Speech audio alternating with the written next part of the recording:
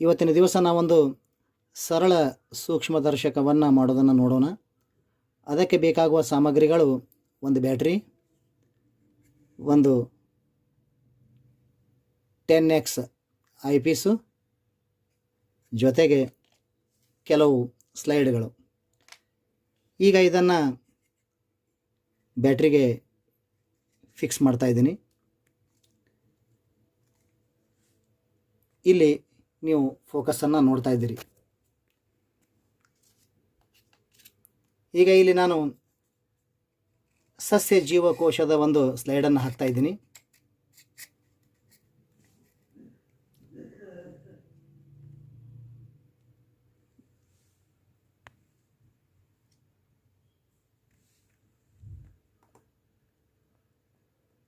ನೀವು ಇಲ್ಲಿ ಕ್ಲಿಯರ್ ಜೀವಕೋಶಗಳನ್ನು ನೋಡ್ತಾ ಇದ್ದೀರಿ. ಅದೇ ರೀತಿ ಇನ್ನೊಂದು ಸ್ಲೈಡು,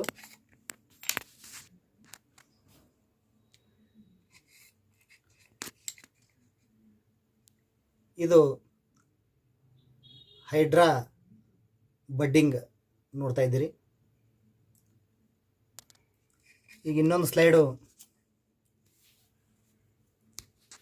ಮೊನೊಕಾಟ ಸ್ಟೆಮ್ನ ಇಲ್ಲಿ ಕೆಲವು ವಾಸ್ಕುಲಾರ್ ಬಂಡಲ್ಸ್ಗಳನ್ನು ನೋಡ್ತಾ ಇದ್ದೀರಿ. ಅದೇ ರೀತಿ ಇಲ್ಲಿ ಡೈಕಾಟ್ ರೂಟ್,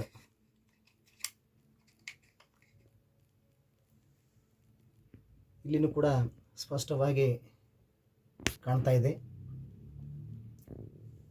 ಹೀಗೆ ನಾವು ಈ ರೀತಿ ಸರಳ ಸೂಕ್ಷ್ಮದರ್ಶಕ ಸಹಾಯದಿಂದ ಎಲ್ಲ ಸ್ಲೈಡ್ಗಳನ್ನು ಮಕ್ಕಳಿಗೆ ಶಾಲೆಯಲ್ಲಿ ಏಕಕಾಲಕ್ಕೆ ವೀಕ್ಷಣೆ ಮಾಡಲು ಸಹಕಾರಿಯಾಗುತ್ತದೆ ಮತ್ತು ಜೊತೆಗೆ ಸಮಯದ ಒಂದು ಉಳಿತಾಯವು ಕೂಡ ನಮಗೆ ಆಗುತ್ತದೆ. ಧನ್ಯವಾದಗಳು.